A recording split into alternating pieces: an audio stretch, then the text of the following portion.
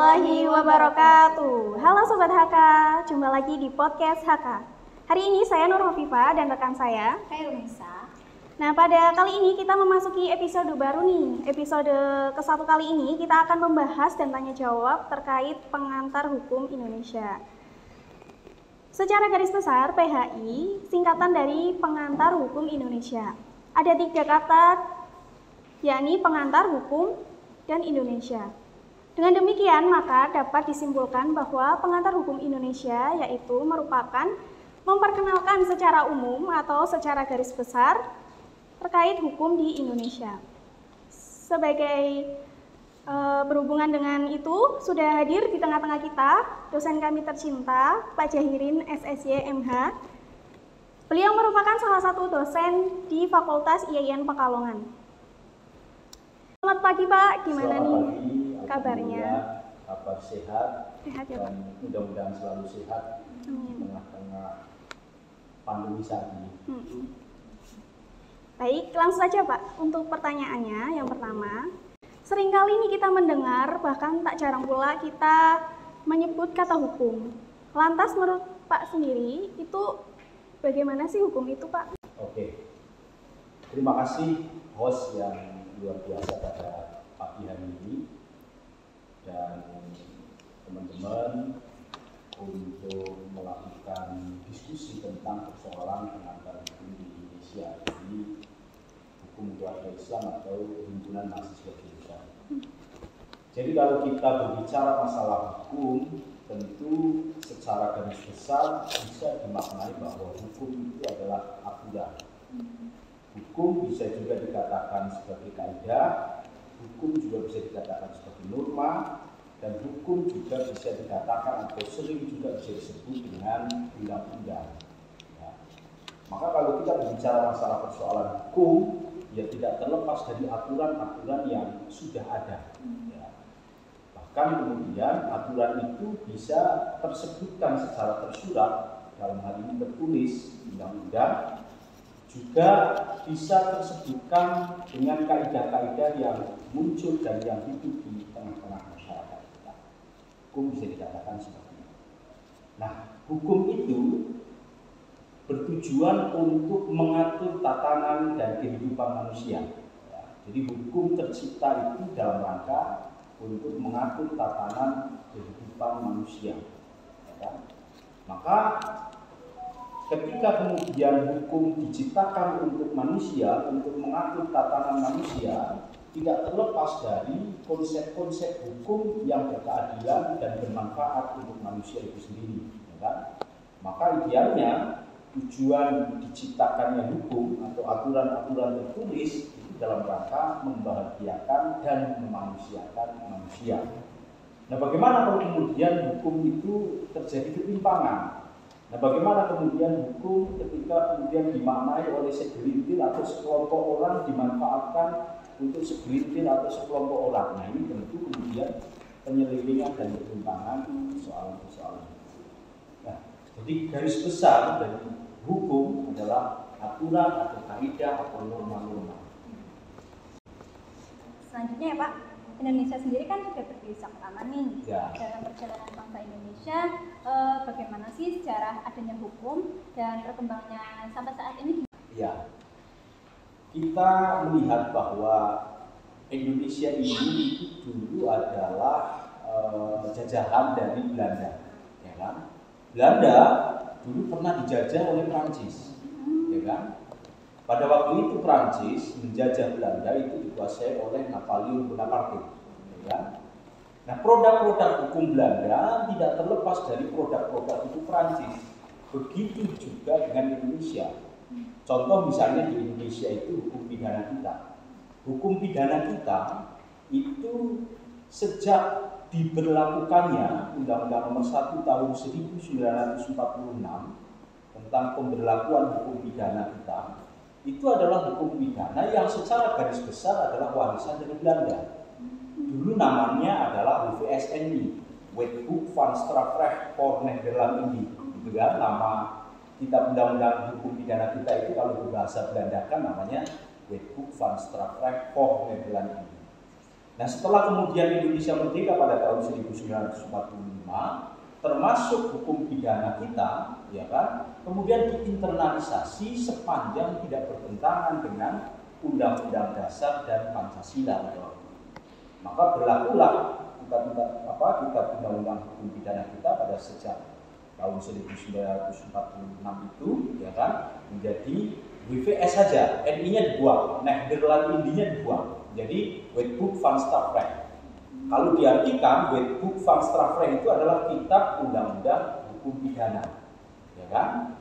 Nah, sejak tahun 1946 sampai sekarang tahun 2022, itu kitab undang-undang hukum pidana kita sebetulnya dalam tanda kutip adalah warisan Belanda, karena tinggalan Belanda itu hanya saja NI-nya dibuang itu kan.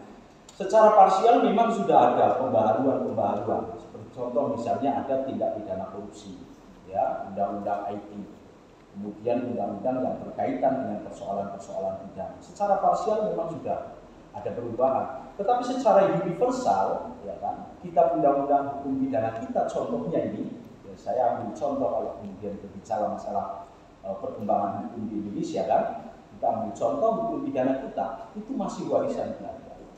Nah, kebetulan sejak kurang lebih 32 tahun yang lalu itu sudah ada rencana pembaharuan sebetulnya, ya, yang disebut dengan rancangan undang-undang hukum pidana. Dan pada tahun 2020 kemarin sebetulnya akan disahkan, tetapi karena memang ada beberapa polemik, ada 16 pasal yang kemudian bertentangan menurut masyarakat itu kemudian ditunda. Nah, artinya apa? Bahwa ketika berbicara masalah hukum, mayoritas adalah hukum kita ini adalah warisan dari Belanda. Ya. Contoh misal, kalau hukum perdata kita, ya, hukum perdata kita itu juga kebanyakan adalah masih warisan dari Belanda. Nah, ada pembaharuan sepertinya misalnya kayak undang-undang perkawinan, ya kan? Undang-undang nomor 1 tahun 75. Ya. Undang-undang perkawinan itu memang sudah menjadi produk Indonesia. Tetapi seiring berjalannya waktu pun, ya, undang-undang perkawinan ini mengalami pro dan kontra, ya. Terutama kontra yang dilakukan oleh Komnas Perempuan, ya, karena menganggap bahwa undang-undang perkawinan itu tidak setara gender, begitu kan. Nah, artinya pembaharuan hukum kita yang ada di Indonesia itu memang sebetulnya dilakukan secara dinamis. Tetapi kalau kemudian berbicara masalah terobosan, saya kira masih kurang di Indonesia secara hukum kita ini. Nah, kalau kemudian berbicara masalah sejarah yang lebih panjang, tentu Indonesia dari sejak pertama kali merdeka sampai dengan tahun 2022 ini, karena tadi saya katakan bahwa hukum itu adalah aturan tertulis, tentu banyak juga regulasi-regulasi yang kemudian mengatur tentang peraturan-peraturan yang ada di negara kita, ya kan. Aturan-aturan itu tentu masih banyak juga pro dan kontra. Seperti contoh misalnya undang-undang Omnibus Law Cipta Kerja kemarin kan, itu juga masih mengalami banyak penolakan. Padahal undang-undang Omnibus Law ini kan diharapkan bisa bermanfaat bagi buruh, bisa bermanfaat bagi pekerja, bisa juga bermanfaat bagi pengusaha untuk mengembangkan investor-investor di negara kita, ya kan? Tetapi ternyata masih banyak kelemahan dan kekurangan. Jadi kalau kemudian kita berbicara masalah aturan atau berbicara masalah hukum di negara kita, ya masih kita terus tingkatkan dan masih kita terus kembangkan. Itu kalau berbicara masalah sejarah. Ya, saya sampaikan tadi gambaran kecil tentang hukum pidana. Kenapa saya sampaikan bahwa pedoman pemidanaan, kejahatan dan lain sebagainya itu harusnya menggunakan sisi-sisi keseimbangan. Artinya keseimbangan itu bisa bermanfaat untuk lingkungan sekitar, ya, memberikan rasa aman bagi korban, memberikan rasa aman juga bagi terdakwa sesuai dengan tuntutan hukum yang ada. Jadi asas-asas keseimbangan harus dimunculkan di situ. Makanya kalau berbicara masalah pidana ini sebetulnya panjang dan satu tema sendiri. Iya, betul. Nanti ke depan itu kita akan berbicara lebih panjang tentang tema hukum pidana. Nah, saya contohkan sedikit. Kenapa hukum pidana yang saya contohkan? Karena memang secara universal hukum pidana kita masih menganut hukum pidana Belanda. Ya kan? Sementara kita lihat di Belanda sendiri, ya, pedoman pemidanaan di Belanda itu sudah sangat fleksibel dan relevan. Ya. Di Belanda sejak tahun 2017 kemarin banyak penjara-penjara yang sudah ditutup. Kenapa? Karena tingkat kejahatannya semakin rendah. Kalau berbicara tingkat kejahatan semakin rendah, itu kan juga berbicara masalah regulasi hukum. Ya, regulasi hukumnya semakin progresif, regulasi hukumnya semakin memanusiakan manusia, ya kan? Makanya kalau di Indonesia ini sedang dikembangkan sebetulnya tentang restoratif justice, ya kan? Restoratif justice atau yang sering dikenal dengan istilah mediasi penal di tingkat pendidikan dan di kepolisian. Tapi itu juga penerapannya masih tarik ulur, ya kan? Antara misalnya penyelidik dengan penyidik itu masih juga ada yang normatif menggunakan aturan-aturan hukum positif, juga ada yang sudah melakukan terobosan-terobosan melalui restoratif justice. Nah, itu tentu dinamika hukum yang berkembang di negara kita. Kira itu. Ya. Pertanyaan selanjutnya ya Pak. Sebagaimana kita tahu bahwa Indonesia itu kepulauan yang memiliki banyak suku. Nah, suku tersebut tuh memiliki ciri khas tersendiri. Lantas dalam hukum Indonesia sendiri itu, apa sih Pak ciri khas dari hukum Indonesia itu Pak? Ya, jadi ini saya lagi-lagi berbicara hukum pidana. Karena hukum pidana ada, kalau dulu itu ada asas legalitas hanya formal. Ya kan? Di dalam pasal 1 itu disebut dengan asas legalitas formal. Tetapi dalam terobosan RUU kita itu ada regulasi atau asas hukum material. Hukum material itu adalah hukum yang mengambil atau yang mempertimbangkan hukum-hukum yang hidup di masyarakat atau yang biasa dikenal dengan hukum adat. Ya. Hukum adat. Tetapi kalau kemudian kita lihat secara hukum kita di Indonesia itu yang menganut hukum positif. Segala sesuatu kalau ada aturannya, ada undang-undangnya, ya bisa diterapkan atau diberlakukan hukum yang hidup diberlakukan hukum di situ. Tetapi kalau kemudian tidak ada aturan, ya, padahal itu bertentangan dengan norma-norma hukum yang hidup di masyarakat, itu kadang-kadang tidak ditindak. Salah satu contoh begini, saya gambarkan tentang pasal perzinahan. Pasal perzinahan. Pasal perzinahan atau delik perzinahan itu adalah delik aduan. Siapa yang boleh mengadukan? Yang boleh mengadukan di situ adalah orang yang dirugikan. Siapa yang dirugikan? Korban. Yang dirugikan adalah kalau kemudian antara laki-laki dengan perempuan adalah pasangan antara laki-laki dengan perempuan. Misalnya saya sudah menikah, istri saya selingkuh, ya kan? Maka yang melakukan pelaporan, yang mengadukan itu saya sebagai suami. Begitu juga sebaliknya, ya, begitu juga sebaliknya. Padahal kita tahu bahwa perzinahan itu adalah melanggar kaidah atau norma-norma hukum kan, tetapi tidak ada aturan yang mengikat di dalamnya. Laki-laki lajang dengan perempuan lajang ketika melakukan hubungan suami istri itu kan perbuatan dalam agama itu kan sudah melakukan perbuatan zina dan dilarang. Tapi dalam hukum positif dia kemudian bisa dipidana kalau dilaporkan. Nah, sementara aturan itu, ya kan, aturan yang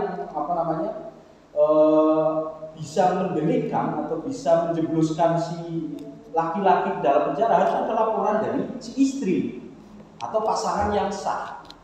Itu hukum kita, hukum pidana kita saat ini. Nah, itu akan diperbaharui dalam RUU KUHP kita bahwa bisa kita laporkan karena dia melanggar kaidah-kaidah hukum atau melanggar norma-norma hukum yang ada di lingkungan setempat. Itu contoh kita, contoh negara hukum kita, gitu kan. Dan sebetulnya kan banyak di negara kita itu kan banyak suku-suku yang tadi ditanyakan, gitu kan. Suku, budaya, adat, gitu kan. Contoh misalnya di Bali. Di Bali itu punya adat sendiri, yang adat itu, ya kan, secara aturan tertulis di hukum positif tidak ada, tapi diberlakukan.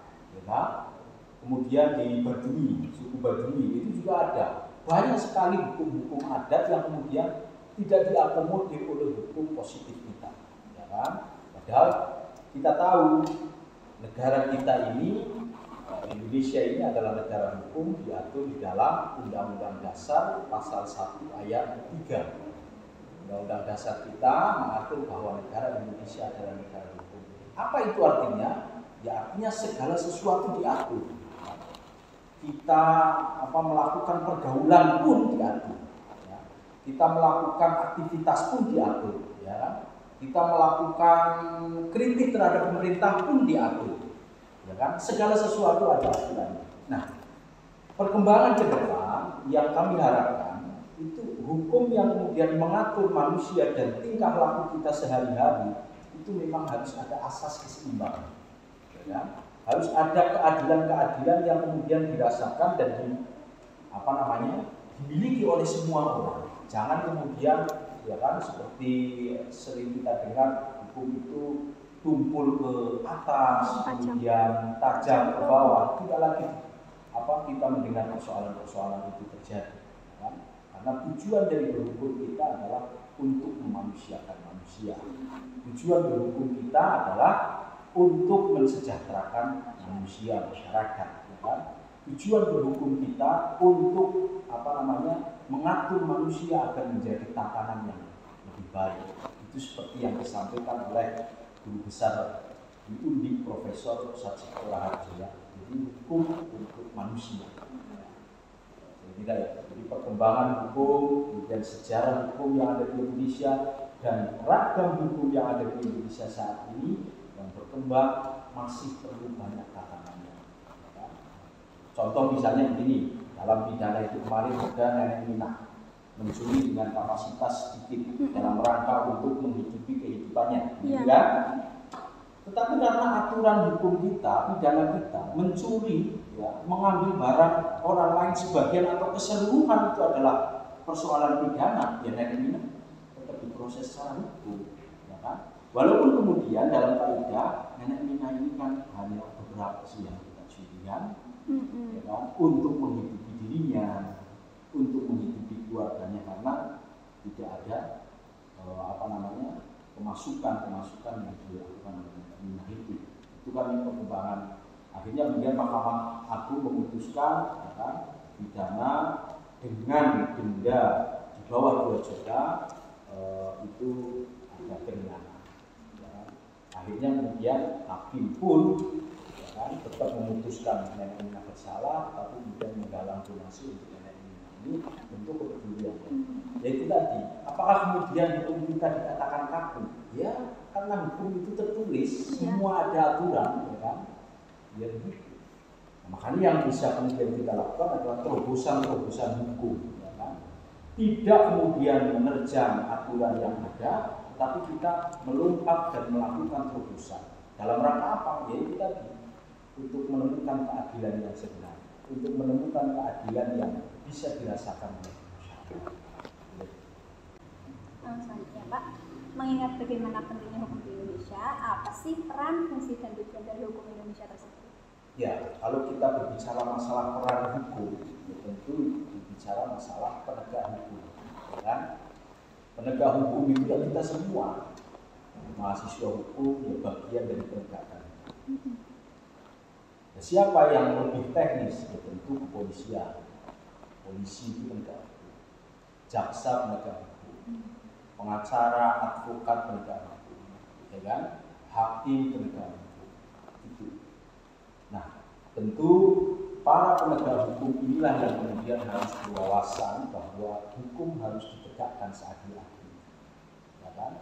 Tujuan berhukum kita, ya tadi saya sampaikan untuk memanusiakan manusia. Maka penegakan hukum yang ada di Indonesia dalam hal ini polisi, jaksa, kemudian hakim, advokat, ya kan? Termasuk para aktivis ya. Termasuk para aktivis hukum dalam hal ini adalah para mahasiswa ya harus berorientasi bahwa hukum itu dalam rangka mewujudkan keadilan yang sebenarnya. Ya. Nah, bagaimana kemudian aturan-aturan yang tertulis? Ya, aturan-aturan yang tertulis itu kan bentuk dari atau produk dari ya kan pemangku kebijakan kita. Siapa dalam hal ini? Ya kan tentu misalnya kalau undang-undang ya wilayahnya Dewan Perwakilan Rakyat. Ya kan? Dewan Perwakilan Rakyat dalam kemudian mengirim opini untuk menciptakan dan mengembangkan persoalan-persoalan yang ada di sana ya tentu ada public hearing. Ya kan? Tentu meminta pendapat, masukan dan lain sebagainya. Termasuk itu RUKHP. RUKHP itu Menteri Kehakiman, Menkumham, Menteri Hukum dan HAM itu setiap titik itu mengadakan simposium diundang para guru-guru besar, ya kan, para aktivis-aktivis hukum untuk membahas persoalan hukum di dalam tersebut. Jadi ada public hearing dan tentu setiap keputusan yang dilakukan oleh pemerintah itu ya yang berbentuk undang-undang ini tentu sudah mengalami berbagai dinamika dan berbagai masukan dari para pihak. Nah, sehingga kemudian ketika itu digedok oleh pemerintah, gedok oleh dewan, ya kan, disahkan menjadi aturan, disahkan menjadi undang-undang, sebetulnya masih ada tenggang untuk masyarakat lebih mengkritisi. Ketika kemudian undang-undang ini kok dirasa masih ada celah, masih ada hal-hal yang perlu diperbaiki, ya kan, masih ada hal-hal yang perlu direvisi atau kemudian dianggap inkonstitusional, ya, artinya bertentangan dengan undang-undang dasar, ini masih bisa kemudian dibawa ke Mahkamah Konstitusi untuk diuji undang-undang atau di review oleh Mahkamah Konstitusi. Jadi hukum dan tujuan berhukum kita. Siapa yang kemudian melakukan persoalan hukum itu tadi, ya, agar kemudian semua elemen ini bisa kemudian mempunyai pandangan yang sama bahwa hukum dalam rangka menciptakan keadilan dan humanisme. Next, pertanyaan terakhir ya Pak. Terakhir aja ini. Berbicara mengenai hukum nih Pak, dalam lingkup kecil seperti universitas, institut dan lain sebagainya, bagaimana sih peran hukum di dalamnya, khususnya di kampus Yayan Tercinta ini Pak?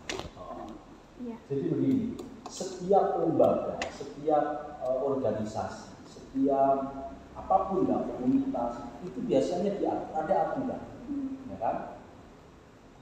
Contoh misalnya di institut kita, YAIN Pekalongan, ini pasti ada aturan yang tertulis, yang terikat. Dari mana? Dari Kementerian Agama misalnya, atau dari Kementerian Pendidikan dan Kebudayaan, ya kan? Kemudian ada peraturan presiden tentang pendidikan secara umum. Itu ada aturan-aturan itu. Nah, kemudian nanti di institut juga ada istilahnya itu aturan yang dibentuk atau yang disepakati bersama oleh Senat misalnya, oleh Senat. Ada aturan-aturan itu. Nah, tentu aturan yang kemudian diciptakan oleh lembaga dalam rangka mewujudkan visi dan misi lembaga tersebut. Ya kan?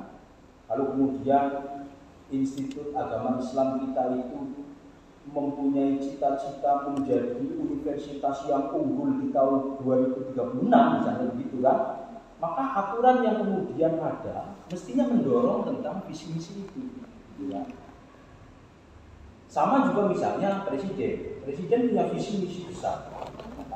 Visi misi itu tentu harus didorong dengan aturan. Lalu apa? Peraturan presiden, peraturan menteri, semuanya harus mengarah ke sana.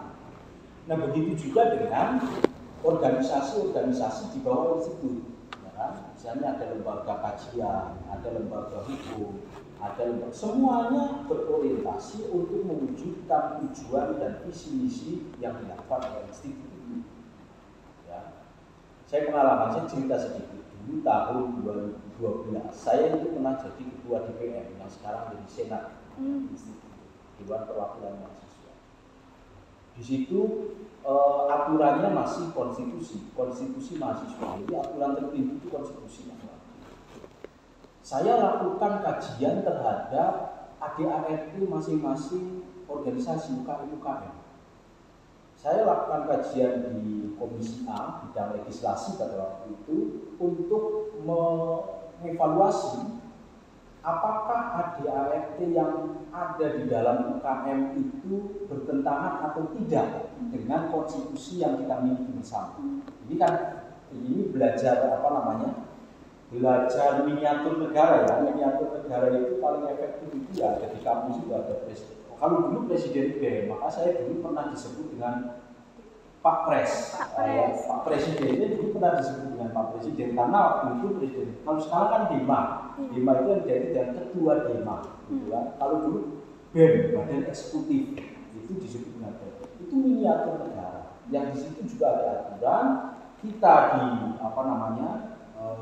BEM, Badan Eksekutif itu ada ada aturan konstitusi, dan aturan konstitusi itu harus turun ke HMJ, ke UKM dan lain sebagainya, dan aturan itu tidak boleh bertentangan. Nah, semua aturan ini itu dalam rangka apa? Mengatur dan kemudian memberikan roadmap atau gambaran bagaimana organisasi itu berjalan ke depan. Ya. Nah, kalau kemudian skupnya institut, ya kan? Institut itu ada fakultas tarbiyah, fakultas hukum, fakultas usuluddin dan lain sebagainya. Ya. Maka setiap fakultas ini harus punya visi-visi atau misi-misi yang kemudian tidak bertentangan dengan visi-misi universitas atau institut, dan kemudian dia punya pengembangan sendiri.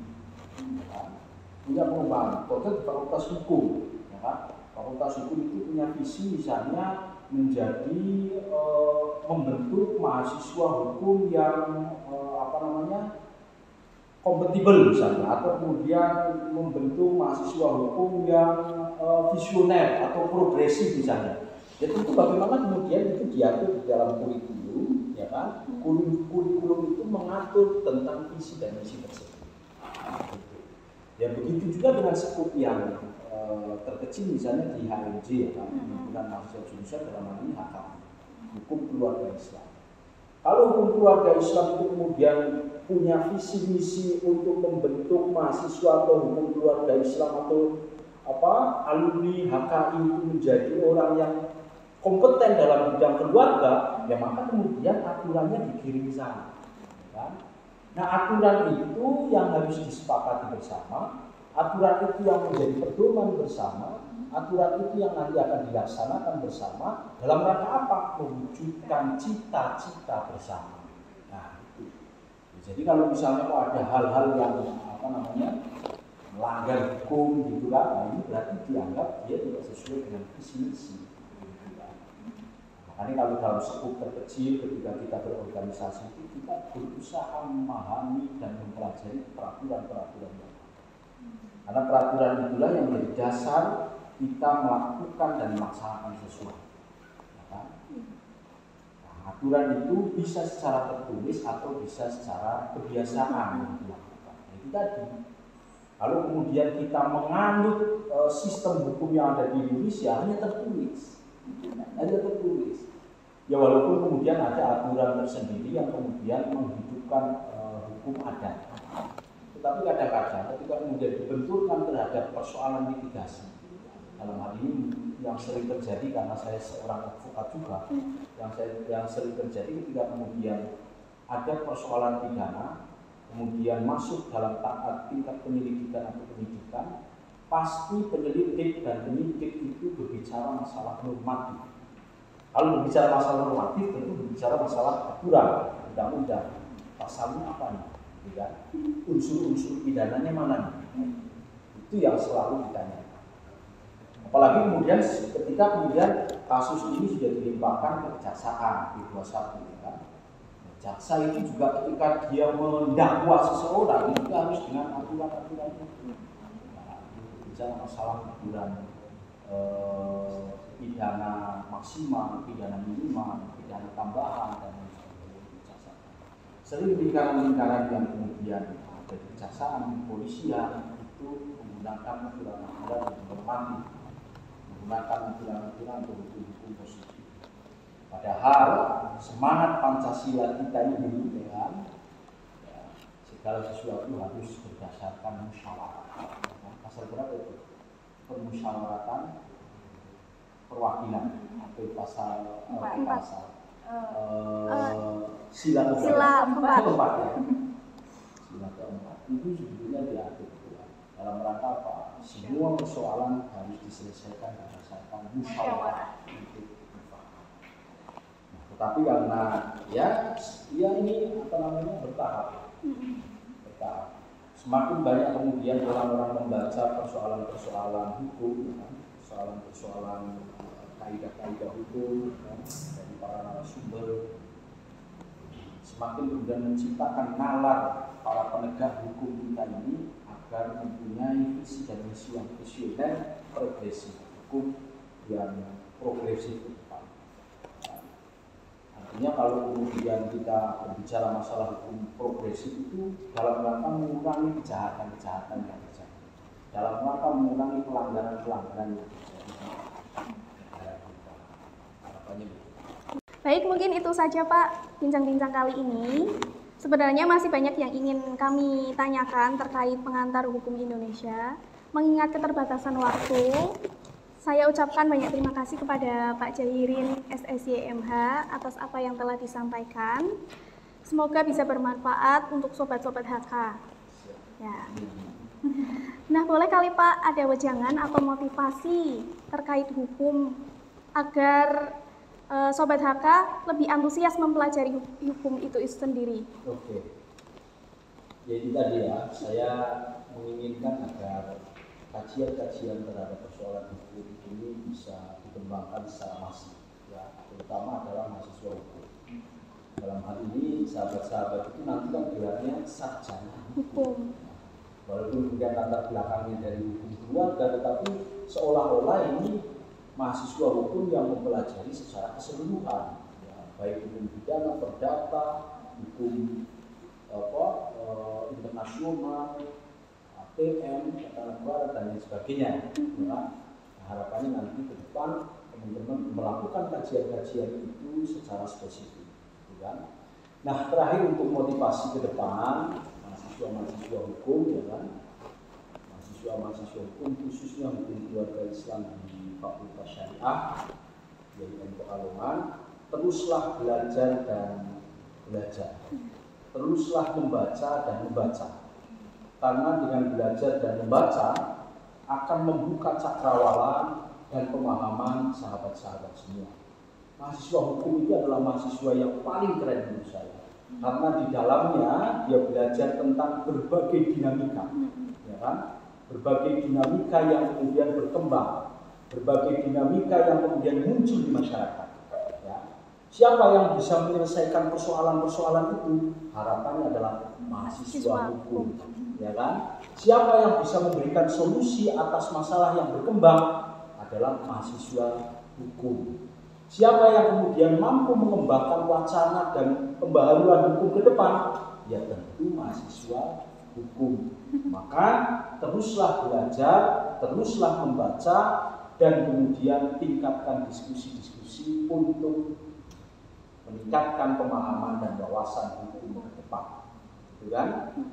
Agar kita itu paham betul apa itu hukum, agar kita paham betul bagaimana menerapkan hukum untuk mewujudkan hukum yang progresif dan berkeadilan.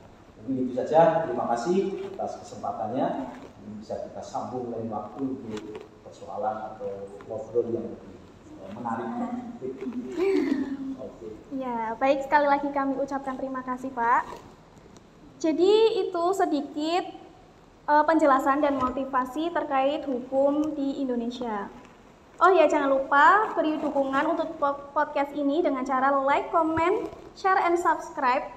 Saya Nur Hovifa dan rekan saya Nisa pamit undur diri. Sampai jumpa di podcast selanjutnya. See you. Wassalamualaikum warahmatullahi wabarakatuh.